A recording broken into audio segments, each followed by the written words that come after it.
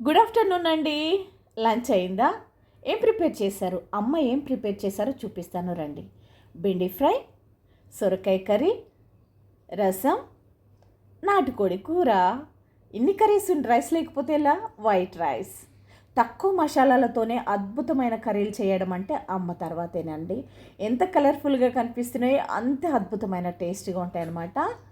ఇంతకీ సొరకాయ కర్రీ ఎప్పుడైనా టేస్ట్ చేశారా మీరు? చేయకపోతే రెగ్యులర్గా చేసుకొని తినండి, హెల్త్కి చాలా మంచిది. అలాగే బాడీలో హీట్ ఉంటే కూడా తీసేస్తుంది అనమాట. ఇది వచ్చేసి చింతపండు రసం, టమాటా రసం కాదండి. అలానే నాటుకోడి కూర. నాటుకోడి కూర ఎంతమందికి ఇష్టం? కామెంట్ సెక్షన్లో కామెంట్ చేయండి. ఇంతకీ మీ లంచ్ ప్రిపరేషన్ అయిందా? టుడే ఏం స్పెషల్? కామెంట్ సెక్షన్లో కామెంట్ చేయండి. అలాగే మన వీడియోస్ ఫస్ట్ టైం చూస్తుంటే వీడియోని లైక్ చేయండి, మన ఫ్రెండ్స్కి షేర్ చేయండి, ఛానల్ని సబ్స్క్రైబ్ చేసుకోండి. నమస్తే.